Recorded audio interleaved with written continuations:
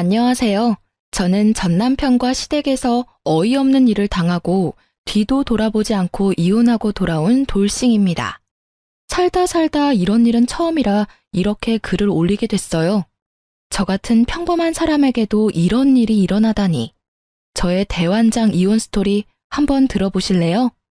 저와 그 찢어 죽여도 모자랄 남편 새끼가 만난 건 제가 28이 되었을 때였어요.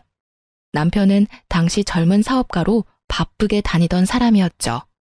저는 당시 가족과 연을 끊고 살고 있었는데 그 빈자리를 채워주었던 게 남편이었어요. 남편은 사업 때문에 매번 바빠서 같이 있는 날은 많지 않았지만 그래도 만났을 때는 온전히 저에게만 집중해주는 모습에 반했어요. 그렇게 좋아하는 사람이었지만 결혼을 깊이 생각할 정도는 아니었어요. 좀 더 서로를 알아가야 한다고 생각하던 때에 우리에게는 새로운 생명이 찾아왔어요. 제 눈에 넣어도 아프지 않은 우리 아들이요. 만난 지 4개월 만에 보석처럼 곱고 애교도 많은 아이를 임신했을 때 처음에는 너무 무서웠어요. 남편이 아이와 저를 책임지지 않을 거라는 생각 때문에요. 그런데 남편은 자기가 책임지겠다며 결혼을 이야기하더라고요. 그때 저는 정말 너무 기뻤어요. 이 사람이 나를 그만큼 사랑해주는구나 하고요. 그렇지만 남편의 권유로 결혼식은 아이를 낳고 하기로 했어요. 배가 불러 예쁘게 나오지 않는 것도 싫었고 분주하게 움직이다가 아이를 잃는 것도 싫었기에 저도 남편의 말에 응했어요. 그리고 우리는 혼인신고만 한 상태로 제가 살던 전셋집에서 신혼집을 마련하게 되었어요. 어차피 남편이 사업차 지방을 자주 내려가기 때문에 돈을 더 많이 벌면 더 큰 집을 마련하자고 했었고 그 전까지는 여기서 조금만 더 버티자고 했죠. 그리고 정말로 남편은 바쁘게 움직였어요. 주말에는 아예 집에 오지 못하고 출장을 가야 했고 평일에도 이틀, 길면 나흘 이렇게 잠만 자고 일하러 다시 가야 했어요. 그때 제 곁에 있어준 건 시모였어요.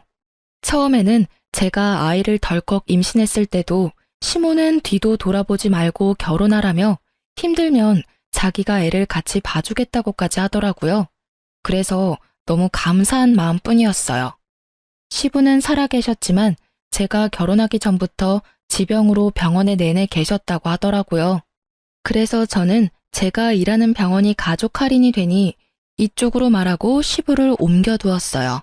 그렇게 행복한 신혼을 보낼 거라고 생각했는데 아이가 태어나니 상황이 완전히 바뀌어버리더군요. 시모의 행동이 완전히 바뀌었어요. 잘 봐주겠다던 사람은 어디 가고 없고 웬 꼬장꼬장한 할머니 한 분이 나타나셨죠. 집안 꼴이 이게 뭐냐, 냉장고 청소는 언제 하고 안 하는 거니?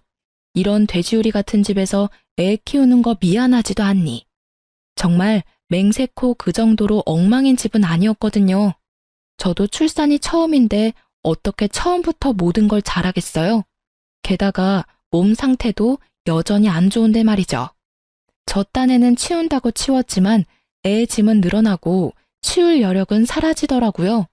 그래도 매일 청소기 밀고 걸레로 닦는 일은 게을리하지 않았어요. 그런데도 저런 식으로 이야기를 듣는 게 너무 짜증나더라고요. 근데 그건 차라리 나아요. 제일 문제는 시모집이 저희 집 근처라 시도 때도 없이 말도 없이 벌컥벌컥 집에 들어온다는 거였어요. 그리고는 별로 할 일도 없으면서 집에 가시지도 않고 저희 집에 죽치고 앉아 계셨죠. 그리고 이상하게도 제가 나갈 때는 엄청 예민하게 구셔서 감시받고 있다는 생각이 들 정도였다니까요. 그래서 스트레스를 왕창 받고 있는 와중에 남편이 집에 오자 제가 먼저 제안을 했어요. 오빠, 우리 집 이사할까? 지방에 자주 가니까 지방에 자리 잡자. 난 멀리 가는 거 완전 괜찮아. 솔직히 과부 생활하는 거 너무 싫어. 우리 신혼이잖아. 뭐? 갑자기 무슨 이사야. 내가 말했잖아. 우리 사업하는데 빚이 많아서 조금만 더 참자고. 그럼 난 언제까지 이렇게 살아야 하는데? 일단 지금은 그렇게 바쁘지 않으니까 당분간은 여기서 지낼 수 있을 거야. 주말은 여전히 바쁘지만 평일은 집에 무조건 돌아올게. 정말? 저는 듣던 중 반가운 소리로 기뻐서 활짝 웃었어요. 이제야 저도 부부답게 지내보겠다 싶었는데 그날 저녁에 그 일이 터졌죠. 갑자기 걸려온 오래된 친구의 전화였어요. 웬일이야? 요새 소개팅으로 많이 바쁘다면서? 야, 지금 그게 중요한 게 아니야. 너 지금 남편 어딨어? 응? 오늘 친구 만나러 나간다고 나갔는데 갑자기 왜? 나 지금 데이트 어플로 남자 만나러 나왔는데 네 남편 같은 사람이 여기 있어. 서로 보정을 너무 많이 했는지 사진으로는 네 남편인지 몰랐는데 지금 실물로 보니까 네 남편이랑 똑같잖아. 그래서 놀라서 전화했어. 너 잠깐 남편한테 전화해서 확인해봐봐. 저는 그 이야기에 너무 놀라 친구의 전화를 끊고 남편에게 전화를 걸었어요. 그런데 전화를 안 받더군요. 그래서 한 번 더 전화를 했어요. 이번에는 전화가 끊어졌어요. 남편이 전화를 안 받을 것 같아서 저는 친구에게 다시 전화를 했어요. 방금 폰 보더니 바로 끊던데? 너 전화했었어? 친구의 그 말에 저는 남편이 맞았다는 걸 확인했죠. 친구에게 영상통화를 다시 걸었고 남편이 있는 곳을 비춰달라고 했어요. 오늘 남편이 입고 간 옷 그대로더라고요. 저는 배신감과 수치스러움으로 화가 나 미치겠더라고요. 남편을 기다리는 내내 한 살도 채 되지 않은 아기가 있는 유부남이 데이트 어플을 사용해야 할 이유에 대해 생각해봤지만 떠오르는 건 아무것도 없었어요. 그리고 그날 허탕 크게 치고 온 남편이 돌아왔을 때 남편에게 따졌어요. 오빠, 데이트 어플로 여자 만나고 다녀? 뭐? 무슨 소리야. 너랑 애가 있는데 내가 왜 그런 거래? 그리고 그럴 시간도 없어. 오늘 친구 만나러 간다고 했잖아. 너 설마 나 의심해? 남편은 당황한 표정으로 우선 발뺌부터 하더군요. 눈 하나 깜짝하지도 않는 그 모습에 저는 필사적으로 눌렀던 화가 치밀어 오르는 걸 느꼈어요. 의심이 아니라 확신인데? 오늘 데이트 어플 상대가 펑크냈지? 그럴 수밖에 없지. 오빠 오늘 만나려고 했던 여자가 내 친구거든? 그 전화 받았을 때 내 기분이 어땠는지 모르지? 내가 왜 그런 걸 친구의 전화로 알아야만 하는 건데 친구들이 뭐라고 생각하겠냐고. 제 말에 남편 얼굴이 하얗게 질리더라고요. 아니 이럴 거면 왜 바람을 피냐고요. 화가 난 제게 남편 놈은 그제야 다급하게 말하더라고요. 그거 진짜 호기심으로 한번 해본 것뿐이야. 친구가 그런 어플이 있다고 해서 한번 경험 삼아 해본 거고. 그리고 무슨 일이 있었던 것도 아니잖아. 어차피 얼굴도 못 봤고 만나지도 못했는데. 그냥 한 번만 넘어가줘. 이후로 절대로 그런 짓 안 할 테니까. 응? 저는 남편의 뻔뻔하게까지 한 말에 배신감을 지독하게 느꼈어요. 아니, 뭔데 이렇게 당당한 건데요? 잘한 거 하나도 없는 놈이 빳빳하게 얼굴 들고 한 번만 봐달라니. 이게 지금 저한테 할 소린가요? 미안하다가 아니라 한 번만 봐달라는 소리가 먼저 나오는 남편을 보며 저는 한숨을 푹 쉬었어요. 한 번만 봐줘? 이렇게 살 거면 그냥 헤어지는 게 낫겠어. 이게 뭐야? 남편이라는 작자는 집에 들어오지도 않고 시어머니라는 사람은 시도 때도 없이 집에 말도 없이 찾아오지를 않나. 게다가 아직 어린 애기 두고 여자 물색하는 남자를 도대체 어떻게 믿으라는 건데? 그리고 최소한 나한테 미안하다 한마디는 해야 하는 거 아니냐고. 봐달라고 말하기 전에. 미안해. 진짜로 미안하다니까. 두 번 다시 그런 일 안 할 테니까 이만 마음 풀어. 당신이 원하는 거 다 해줄게. 나도 일부러 그런 거 아니라니깐. 이번이 처음 아니지? 다른 데로 말해봐. 몇 명이나 이 어플로 만났냐고. 맹세코 이번이 처음이라니까. 몇 번을 이야기하게 만들어. 정말로 미안해. 그러니까 이번만 좀 봐줘. 뭐 할까? 어플도 지울게.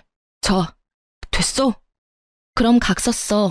두 번 다시 이런 일 안 하기로 하고 다시 이런 일이 생길 경우에는 이혼하고 위자료 지급하고 친권, 양육권 다 나한테 넘긴다고 써. 제가 알기로 각서라는 건 법적 효력이 없어요. 그럼에도 각서를 쓰게 한 건 남편에게 보여준 제 각오였어요. 다시 바람을 피려 하거나 바람을 필 때 이대로 내가 하겠다는 각오였죠. 남편은 아주 흔쾌히 각서를 쓰더라고요. 그렇지만 그 각서를 보면서도 우울하고 열받는 불같은 제 마음은 전혀 좋아지지 않았어요. 그런 제 모습을 보던 남편은 며칠 동안 저녁마다 집안일을 도와주며 저를 달래려 애쓰더군요. 저는 큰맘 먹고 용서해주기로 했어요. 여자를 만나려 했지만 못 만났다는 점이 크게 작용했던 거죠. 게다가 남편이 집에 있으니 시모가 집에 오지 않더라고요. 그렇게 저는 아주 잠시 편안함을 느낄 수 있었어요. 시모가 오지 않고 남편이 집안일을 해주고 있었으니 딱 오늘만 같았으면 하는 마음이 들었거든요. 그렇지만 그것도 오래 가지는 못했어요. 한 달도 채우지 못하고 남편은 일이 다시 바빠지는 바람에 다시 지방을 오가는 생활을 하게 됐거든요. 그렇게 남편이 다시 사라지자 시모의 습격이 시작되었어요. 무슨 생각인 건지 시모는 남편이 있을 때는 절대로 집에 오지 않더군요. 그런데 남편이 오지 않을 때는 귀신같이 알고 집에 와서는 저를 괴롭혔어요. 집안일 못한다고 지적하던 시모는 아이가 커갈수록 아이에 대한 지적을 하더라고요. 아이가 못생겼다느니, 너를 닮은 게 실수였다느니. 듣기에도 진짜 머리가 아플 만큼 아이에 대한 악담을 하더군요. 처음에는 그냥 농담으로 넘기려고 했는데 매번 그런 이야기를 들으니 점점 더 농담으로 들리지 않더라고요. 자그마치 애가 태어나고 30개월을 그렇게 보냈죠. 그런 상황을 참다 못한 저는 인연을 끊고 지냈던 어머니에게 결혼 후 처음으로, 아니, 집을 나온 후 처음으로 전화를 걸었어요. 시모뿐만이 아니라 여전히 집에 잘 오지 못하는 남편 때문에도 엄청 힘들었거든요. 엄마, 나야. 너 지금 어디야? 어떻게 한 번도 연락을 안 해? 이 모진 것. 잘 살고는 있는 거야? 밥은 잘 먹고 다니고? 엄마, 너무 걱정했어. 나 결혼해서 애까지 있어. 엄마한테 전화하고 싶었는데 혼전 임신이라 엄마하고 틀어질까봐 걱정돼서 연락도 못했어. 뭐? 애가 있어? 결혼까지 했다고? 너 결혼식 할 때는 어떻겠어? 부모도 없이 혼자 들어갔어? 아니, 결혼식은 아직 안 했어. 배가 불러와서 결혼식은 나중에 하기로 했거든. 아, 정신이 하나도 없어. 오랜만에 전화했나 싶었는데 이런 일까지 듣게 되고. 그래, 애는 몇 살이야? 이제 30개월이야. 아들인데 귀엽고 애교도 많아. 듣기만 해도 좋네. 내일이라도 집에 와. 반찬 해놓을 테니까 반찬 가지고 가고. 애 얼굴도 한번 보자. 연락 안 되는 동안 손주가 생겼다니 신기하기도 하고 놀랍기도 하고. 그렇게 전화를 끊고 다음날 꼭두 새벽부터 저희 친정을 찾아갔어요. 몇 년을 오지 않았음에도 제 방은 그대로더군요. 주말이라 아버지도 집에 있더라고요. 오랜만에 보는 아버지는 많이 늙었더라고요. 이놈아, 이렇게 힘들게 살 거면 그냥 집에 있지 그랬어. 우리 몰래 애까지 낳고. 그렇게 아버지와 마음을 터놓게 된 우리 가족은 그간 밀린 이야기를 했어요. 그리고 가장 중요한 남편에 대한 이야기도 했죠. 그런데 남편에 대한 신상을 들을 때마다 아버지 표정이 영 좋지 않더라고요. 근데 네 신랑이라는 사람 사진이 있냐? 아빠 얼굴 좀 보여줘봐. 어떻게 생겼는지 얼굴 좀 보자. 저는 아무 생각 없이 폰 사진을 몇 개 보여줬어요. 아무리 생각해도 닮았는데. 뭘 닮아? 아, 애기랑은 많이 닮았지, 아빤데. 아니, 애 말고 우리 회사 직원 말이야. 나이도 이름도 똑같은데 사업한다고? 아무리 봐도 우리 부서 직원이랑 똑같단 말이지. 아니겠지. 잘못 본 거 아냐? 남편 사업하느라 매번 바쁘다는데. 게다가 지방을 자주 다녀서 집에도 많이 못 오고. 저는 별거 아니라는 생각에 그렇게 말했는데 아버지는 생각보다 심각하더라고요. 근데 너무 이상하잖아. 이름이랑 나이도 똑같고 얼굴도 똑같은 사람이야. 근데 그 직원은 결혼했다고 한 적 없거든. 아빠가 너무 의아해서 그러지. 아버지의 그 말에 저는 당황스러웠어요. 아버지가 거짓말을 할 이유도 없고 거짓말을 할 사람도 아니었으니까요. 게다가 이름에다 나이, 얼굴까지 똑같은 사람이 이 세상에 몇 명이나 되겠어요? 저는 걱정이 되기 시작했어요. 만약 제 남편이 아버지가 아는 사람이 맞다면 그는 제게 직업도 속이고 싱글인 척 돌아다닌다는 것이잖아요. 남편이 데이트 어플을 사용했던 전적이 있었기에 저도 마음 편히 있을 수는 없었어요. 그래서 엄마에게 반찬을 받아 집에 돌아오면서 곰곰이 생각했어요. 저는 친구에게 주변에 돈 필요한 사람 있으면 소개시켜달라고 했어요.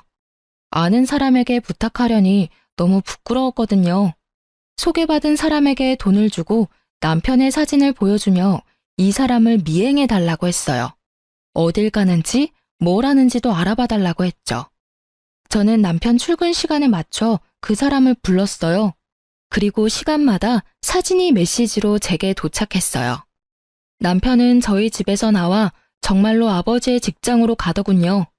아버지가 다니는 회사 이름을 보고 있으니 손발이 벌벌 떨리더라고요. 진짜로 아버지 말대로 사업가가 아닌 직장인이었던 남편이 왜 저를 속였는지 그 속내가 궁금해졌어요. 이 사진만으로도 분노할 만한데 그 뒤의 사진은 아주 가관도 아니었어요. 제가 모르는 어떤 아파트로 들어가는데 거긴 지금 제가 사는 집 근처였거든요. 남편 놈이 그 아파트에 들어가는 사진까지 보고 난 뒤 제가 직접 알아보기로 했어요. 아이를 친정엄마에게 맡겨놓고 새벽부터 그 아파트로 가서 남편의 차 번호를 찾았죠. 그리고 근처에서 몰래 기다렸어요. 그날은 주말이었는데 차를 타러 나오는 남편이 보이더라고요.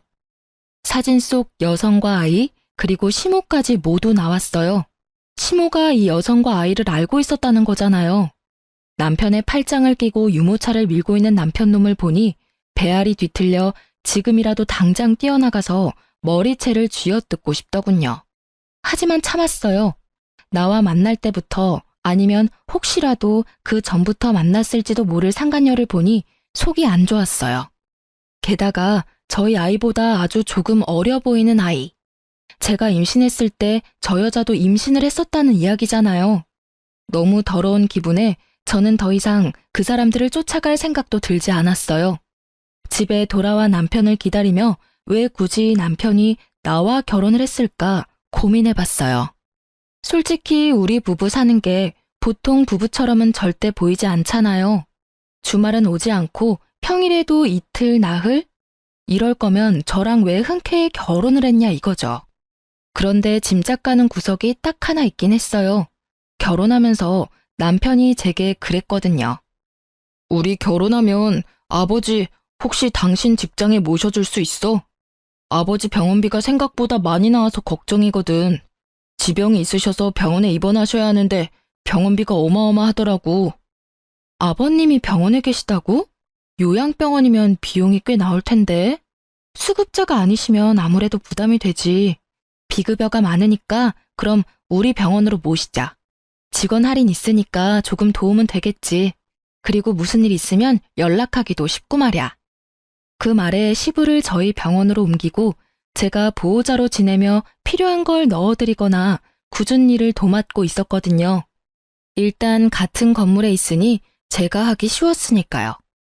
그리고 시모도 결혼할 때 꼭 부탁하더라고요. 그런데 옮기고 나니 정작 아무도 찾아와 보지는 않았어요. 그렇게 지극정성으로 모시는 척 하더니 제게 맡겨두고는 아예 발길을 뚝 끊었죠. 가만 보니 이것들이 입원비 할인받고 그 김에 귀찮은 짐 떠넘기려고 저와 결혼을 하려고 한 것 같았어요.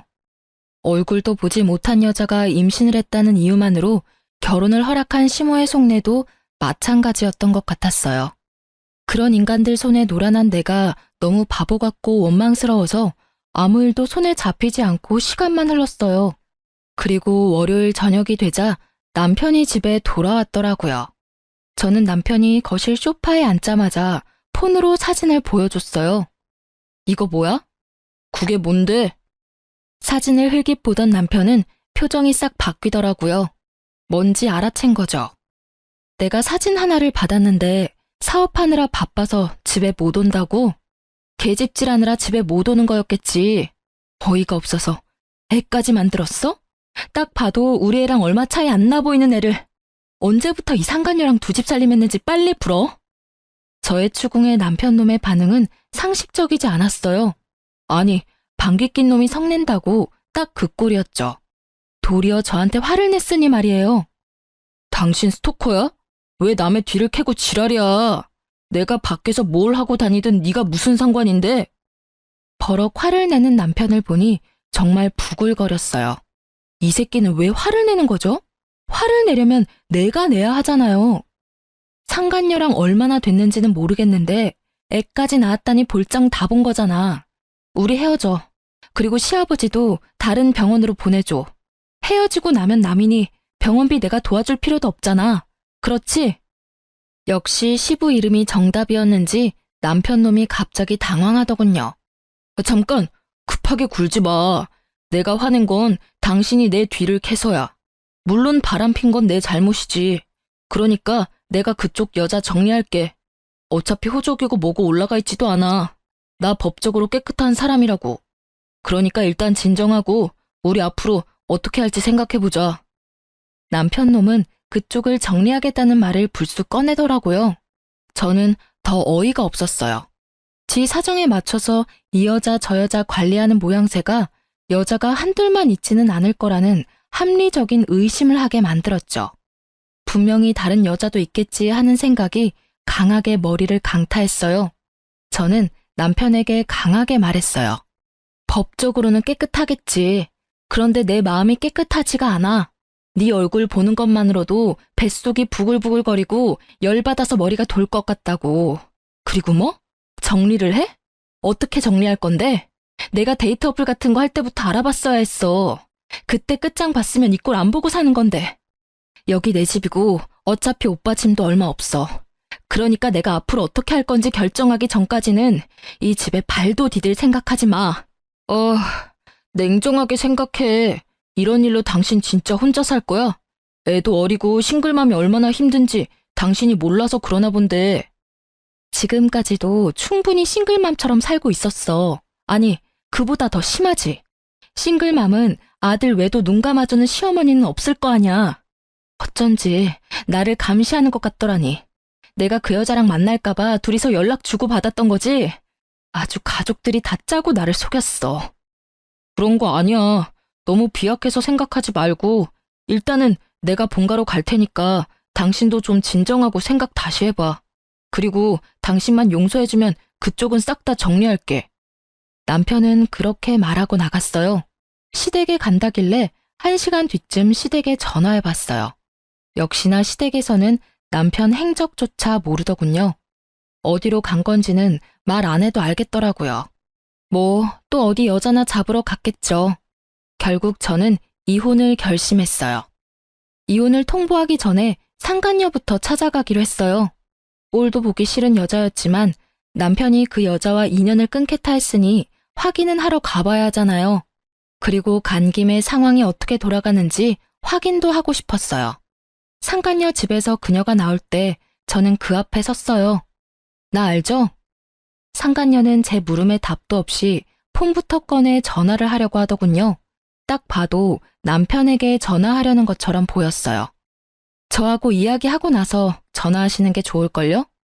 전 할 말 없고 이야기도 듣고 싶지 않아요. 그치만 들어야 할걸요? 그 사람이 나한테 당신 존재 들키고 뭐라고 말했는지 궁금하지 않아요? 대답이 없는 상간녀를 보니 궁금하기는 한가 보더라고요. 그 남자 유부남인 거 알고 사귀었죠? 애가 몇 개월이에요? 26개월? 25개월? 그건 뭐 하러 물어요? 우리 애가 당신 애보다 나이가 더 많거든요. 그게 뭘 뜻하는지는 알죠? 모르겠는데요. 제가 그걸 왜 알아야 하죠? 그리고 이런 식으로 함부로 남의 집 앞에 얼쩡거리면 경찰에 신고할 거예요? 신고하셔도 상관없어요. 저도 어차피 상간녀 위자료 소송하면 되니까. 어느 쪽이 더 많은 벌금을 낼지는 알고 있을 거라고 생각해요. 그런데 그거 알아요? 당신이 애를 가졌을 때 이미 우리는 혼인신고 완료 시점이었다는 거. 완벽히 결혼 생활하고 있던 중이었어요. 그 점에 대해서 다른 할 말 있어요? 당신 유부남이랑 눈 맞은 거예요. 와이프 있는 남자 건드린 거라고. 와이프? 웃기시네. 누가 마음대로 와이프래? 두 사람 결혼식 안 한 거 다 알거든요? 이보세요. 애를 먼저 낳은 게 당신이더라도 그 남자 마음이 나한테 있으면 내가 본처지. 그리고 우리 집에서 더 많은 시간을 보내는데 무슨? 당신은 그냥 필요에 의해서 만나는 사람이라고 남편이 그랬거든요? 필요라면 어떤? 남편이 아버지 떠안기 싫어서 병원 다니는 여자 만나서 맡겼다고 얼마나 좋아한 줄 알기나 해요? 아무것도 모르면서 와이프? 웃기고 앉았네. 본인이 세컨드인지 모르고 있었어요? 제가 생각했던 가설들이 다 맞아떨어지니 오히려 머릿속이 상쾌해지더라고요. 상간녀는 그 뒤로도 자기가 하고 싶은 말을 아주 쏟아내더라고요. 진짜 부인은 나고 당신이 세컨드거든요? 그리고 조만간 혼인신고하면 애도 호적에 올려준다고 했어요. 솔직히 시아버지 죽고 없으면 당신 같은 여자 필요도 없었어. 혼인신고? 내가 혼인신고를 먼저 올렸는데 당신이 어떻게 혼인신고를 또 올려요? 참 이상한 여자네. 이미 법적으로 유부남인 남자를 어떻게 혼인신고하는지 당신이 좀 알려줄래요? 제 말에 상간녀의 아주 당당하기만 하던 얼굴이 갑자기 동그랗게 놀란 얼굴이 되더라고요. 정말로 몰랐나 봐요. 남편 놈이 저와 혼인신고가 되어 있다는 걸. 그게 무슨 소리야? 혼인신고가 되어 있다고? 어떻게 그게 가능하냐고? 남편은 나한테 혼인신고 안 했다던데? 애 가져서 결혼하는데 결혼식도 못했어요. 그러면 당연히 혼인신고라도 해야 하는 거 아니에요? 그 새끼가 이 여자 저 여자 만나고 다니느라 바빠서 깜빡했나 본데 결혼 준비할 때 이미 남편 신분증과 도장 가지고 동사무소 가서 신고했죠. 아무 생각 없이 그냥 두던데요. 설마 이제까지 자기가 혼인신고 되어 있었던 것도 몰랐대요? 그걸 왜 혼자서 혼인신고를 해요? 그럼 결혼하자고 하는 사람이랑 혼인신고를 하지 누구랑 혼인신고를 해요? 그리고 애 낳으면 호적에 올려야 하잖아요. 그러니 혼인신고했죠. 제가 잘못한 거예요? 아니, 그리고 둘이서 사랑한다면서요. 그러면 애가 태어나면 호적부터 올려주겠다고 했겠죠. 대체 뭘 기다린 거예요? 저는 이 상황에 웃음이 났어요. 그놈도 자기가 법적으로 본인이 유부남인 거 모르고 있나 보더라고요. 저는 상간녀에게 웃으며 말했어요. 그 자식은 법적인 유부남이었고 당신은 유부남이랑 붙어먹은 불륜녀고요. 그리고 내가 남편한테 어제 헤어지자 했더니 나한테는 당신 쪽을 정리하겠다고 하더군요. 생각한 것보다 엄청 사랑한 건 아니었나 보네요. 아참, 좋은 거 하나 알려드릴까요? 저는 상간녀에게 여자가 나뿐만이 아니라는 걸 알려주고 싶은 마음이 들었어요. 제가 받은 배신과 상실감을 이 여자도 받길 원했거든요. 그리고 이 여자가 빨리 깨닫고 남편 놈을 버려주길 바라는 마음도 더 컸고요. 그 남자 폰 자세히 살펴봐요. 데이터 어플 있을 거예요. 우리 애 태어난 지 얼마 안 됐을 때 여자 만나려고 그 데이터 어플로 여자 찾은 게 그 남자예요. 각서 날짜가 당신이 임신 중일 때죠? 그때도 다른 여자 만나고 다닌 거예요. 이쯤 되면 그 남자가 얼마나 인간 쓰레기인지 잘 알겠죠? 상간녀의 얼굴이 하얗게 질리더군요. 그러나 그렇게 쉽게 믿고 싶지는 않았나 봐요.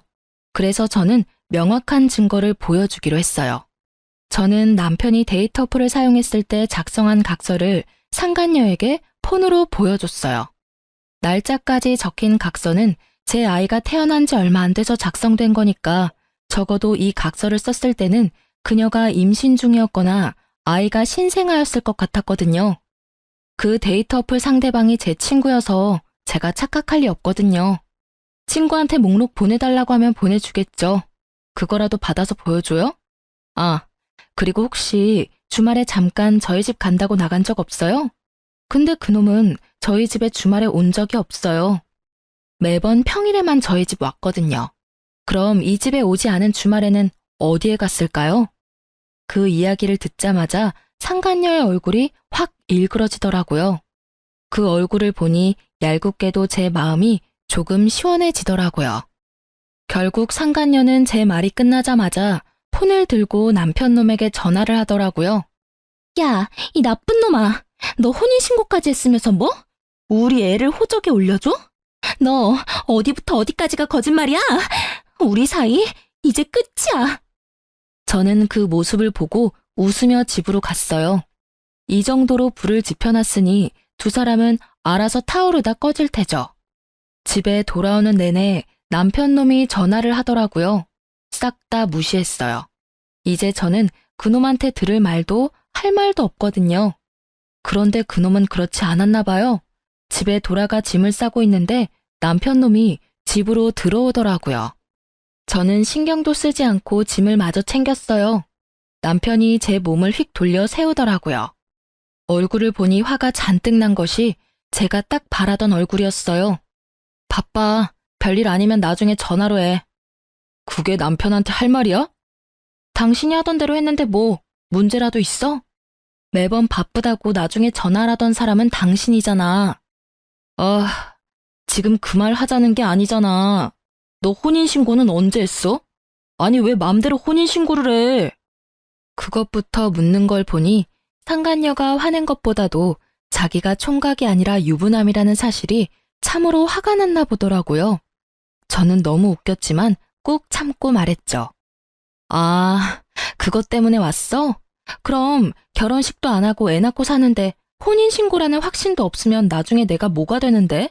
그리고 결혼하자는 말은 혼인신고 하자는 말이랑 똑같은 거 아니야? 그게 아니면 다른 생각이라도 했어? 평생을 총각으로 있고 싶었나 본데 난 그런 거 정확히 아는 타입이야. 결혼 준비하면서 당연히 혼인신고도 한 거지.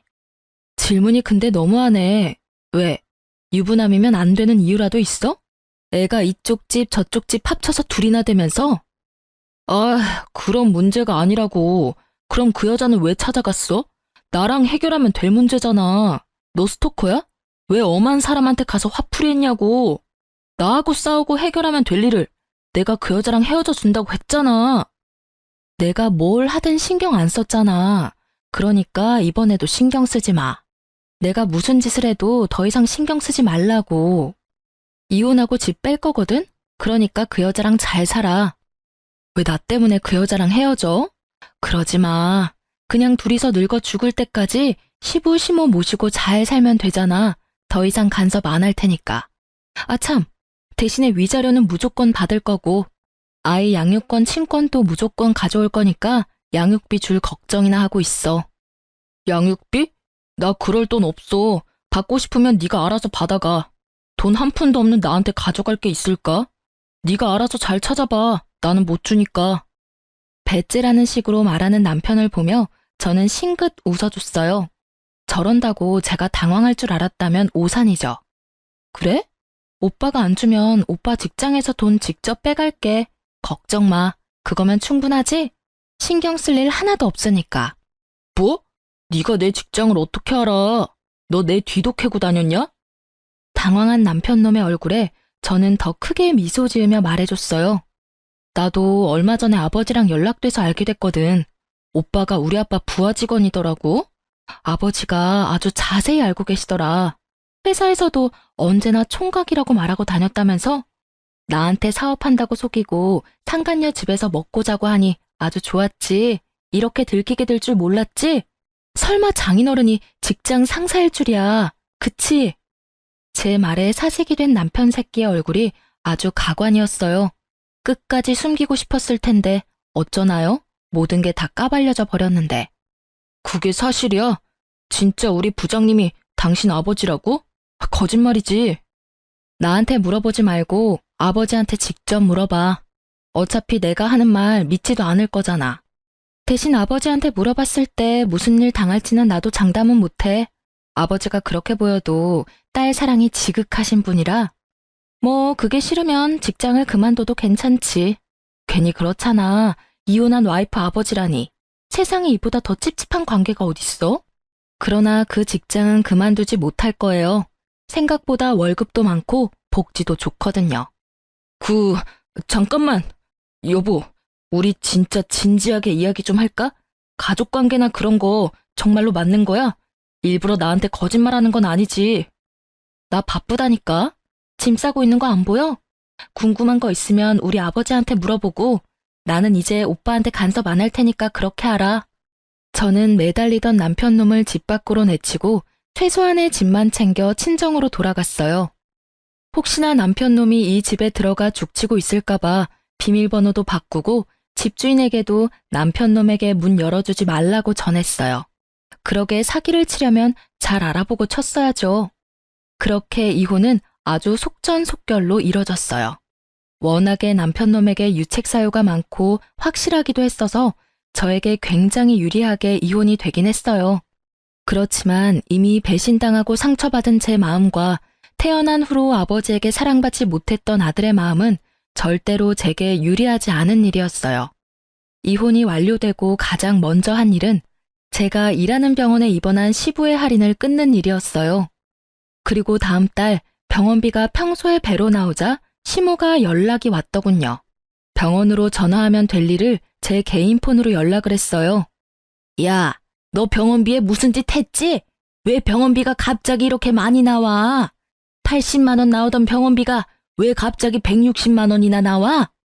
아, 보호자분, 그건 당연한 일이죠. 원래 병원비가 160인데 가족 할인 받아서 120만 원이었고 그중에 40만 원을 제가 선지급금으로 내드리고 있었거든요. 그래서 보호자분이 낼 돈은 80만 원밖에 안 됐던 거예요. 그런데 제가 이혼을 했잖아요. 보호자분 아드님의 유책 사유로 인해서. 그래서 할인이 사라지고 제가 내던 돈도 안 내게 돼서 160만 원 전체를 내셔야 하는 거예요. 저번 달, 저저번 달 입원비 내역서 보세요. 할인 전 금액이 아마 160일 거고 선수금이 40 있을 테니까. 아니, 그렇다고 이렇게 갑자기 할인을 끊으면 어떡해? 미리 이야기라도 해줬어야지. 그리고 그래, 그 사람은 당신 딸 할아버지거든. 충분히 혈연이 있으니까 할인도 가능하지. 아, 할인은 직원의 직계 좀비속과 배우자 직계 좀비속 뿐이에요. 저는 이제 배우자가 사라졌으니 할인이 안 되는 거고요. 이혼한 거 병원에서 다 알아서 어차피 할인 안 되거든요. 그거 다 알고 아드님이랑 저 결혼시킨 거 아니었어요? 그럼 이혼하면 본래대로 돌아갈 것도 잘 아셨어야죠. 제 말에 시모가 순간 말을 잊지 못하더라고요. 오래전의 이야기라 잊어버렸던 것 같더라고요. 그러게 왜 사람을 괴롭혔는지, 왜 아들의 외도를 돕고 있었는지, 이제와 후회한들 저는 번복할 생각이 전혀 없으니까요. 아니, 그런 걸로 결혼시킨 거 아니야. 그리고 예정이 있는데 그 정을 봐서라도 좀. 정 같은 거 없고요. 솔직히 지금까지 매달 50만 원씩 더 내준 것도 다 받아내고 싶은 심정이거든요. 어차피 그것까지 위자료로 싹 다 받아먹을 거지만. 그리고 병원이 비싸면 본인이 직접 간병하시면 되잖아요. 결국 시모는 할 말이 없으니 욕만 하다 전화를 끊더군요. 그리고 그 뒤에는 남편 놈이 시모와 같이 왔어요. 교대로 참 웃기지도 않았어요. 여보, 진짜로 다시 생각해봐. 당신 속인 거 내가 다 잘못했고 그 여자랑은 이미 관계 정리했어. 나는 이혼도 안 할 거고 아버지 퇴원도 못 시켜. 아직 집 정리 안 된 것 같던데 이러지 말고 우리 다시 같이 살자. 이번에는 꼬박꼬박 집에도 잘 들어오고 당신이랑 아들한테 충실할게. 정말이야. 그 꼴을 보니 얼마 전 들었던 소문이 진짜였던 것 같더라고요. 상간녀가 자기 말고 딴 여자 또 만나는 거 발견해서 자기 집에서 나가라고 내쫓았다 하더라고요. 혼인신고 해주겠단 말만 철석같이 믿고 있던 상간녀가 이미 유부남이었던 남편이 또다시 다른 여자 만나는 걸 용서해줄 리가 없죠. 집이 없어 시댁에 들어가 시모와 함께 살던 남편놈은 급하니 이번에는 제게 와서 빌붙으려 하더라고요. 똥줄이 타는 건 시모도 마찬가지였나 봐요. 그래, 얘야, 나도 다 잘못했어. 이때까지 너한테 그런 거 정말로 미안하게 생각해. 이제까지 내가 그랬던 건 다 너를 위해서였어. 남편 바람피는 걸 들키면 네가 얼마나 힘들었겠니? 그래서 내가 너를 못 나가게 한 것뿐이야. 정말로 나쁜 의도로 그런 거 하나도 없어. 제가 걱정돼서 남편 불륜을 눈감아줬다는 정신 나간 시모의 말을 들으니 이 사람들 제정신이 맞나 싶더라고요. 여태껏 그 여자랑 즐겁게 하하호호 잘 지내놓고는 이제 와서 자기들 아쉬우니 바로 획 돌아서는 거 봐요. 다 뽀록난 주제에 말은 얼마나 청산유수인지. 죄송해요. 저는 두 분을 용서할 마음이 눈꼽만큼도 없어요. 특히 어머니, 제가 상간녀와 마주칠까봐 매일 수시로 집에 감시하러 오느라 고생하셨어요.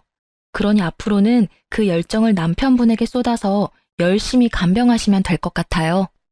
시모에게 그렇게 말해주고 저는 남편을 보며 말했어요. 그리고 오빠도 헛소리는 그만하고 직장이나 잘 다녀. 그래야 아버지 편으로 매달 양육비 잘 받을 거 아냐. 그러니까 여보, 나 지금 진짜 힘든 상황이라고. 정말 미안한 마음 가득하거든? 그러니까 한 번만 용서해줘, 응? 너 이렇게 독한 여자 아니잖아. 그러니까 참 대단하지. 이렇게 어리바리한 여자를 이렇게 독하게 만드는 당신 가족들이 더 대단하지 않아? 그리고 나를 속이느라 바쁘게 움직였던 열정이 있으면 아버지도 간병 잘할 수 있을 거야. 제 말에 뭐라 말 못하던 남편은 궁시렁거리며 태원수속을 밟더군요. 독한 년. 결국 옆에 있던 시모는 참지 못하고 저에게 나지막히 내뱉더라고요. 그 말에 저도 답해줬어요.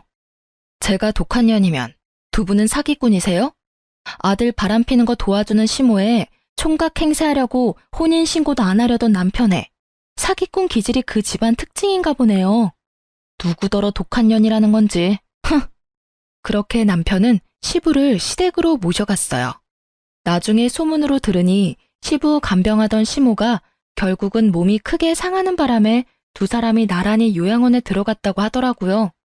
그리고 남편 놈은 일 다니다가 결국 두 사람의 요양원 비용이 부담돼서 투잡 뛰고 있다고 아버지가 말해줬어요. 새벽에 배송일하면서 여전히 아버지 직장에서 일하고 있다니 불행 중 다행스런 일이었어요. 애 양육비는 그래도 받을 수 있을 테니까요. 그래서 아버지는 매달 전 남편에게 직접 양육비를 받아 제게 전해주고 있어요. 그리고 이렇게 바쁘니 이제는 여자 만날 시간도 없겠죠? 그렇게 좋아하는 여자 못 만나는 건 아쉽겠지만 인간이 되는 수행을 한다고 치면 좀 마음이 편해지지 않을까 싶네요. 본인은 그저 지금 고생만 한다고 생각하며 투덜대겠지만요. 이렇게 글을 쓰다 보니 솔직히 남편 탓만 할 건 아니라는 생각도 해요. 아니, 속인 놈은 무조건 잘못이지만 저도 어수룩하게 속아 넘어간 잘못이 있긴 하죠. 결혼은 언제나 신중해야 하고 순간의 감정에 선택을 맡기면 안 된다는 걸 깨닫게 된 쓰라리고도 좋은 교훈을 얻기도 했고요. 처음부터 수상한 점이 많은 사람이었으니 임신을 했더라도 신중히 생각했어야 했는데 그때 부모님과 연락을 하고 있었더라면 좀 더 좋은 조언을 얻지 않았을까 하는 생각도 해요. 남편 놈의 가족이 짜고 저를 속일 줄은 몰랐지만 그래도 막판에는 다들 알아서 망해줘서 속은 시원해요. 저는 부모님 밑에서 아들 키우며 즐겁게 살고 있어요. 한번 떨어졌던 가족이고 다시 만나 앙금도 풀었고 귀여운 애교쟁이 손주도 있으니 아버지는 항상 아이를 위한 장난감을 사거나 여행을 같이 가곤 해요. 일을 하면 어머니가 아이를 봐주시니 매달 죄송한 마음에 용돈도 드리지만 아이에게 따뜻한 가족을 경험시켜줄 수 있어서 차라리 천만다행으로 생각해요. 남의 불행을 나의 기쁨으로 삼지 말아야 하지만 나의 불행을 행복으로 삼던 놈이 불행해지니 솔직히 기쁜 게 사람 마음인가 봐요. 이 정도로 당했으니 이런 생각 조금쯤은 해도 괜찮을 거라고 생각해요. 그렇지 않으면 제가 너무 열받잖아요. 이렇게 이야기해보니 이혼당한 글이 사기당한 글 같기도 하고 참 여러모로 다른 사람에게 알리기 창피한 일이긴 하네요. 그래도 제가 글을 쓴 건 이런 어이없는 일이 누군가에게는 일어나고 있다는 걸 알려드리고 싶어서예요. 그리고 같이 욕이나 시원하게 해주시면 제 마음도 편할 것 같았거든요. 긴 글 읽어주신 것 너무 감사하고요. 오늘 하루 행복한 하루 보내세요.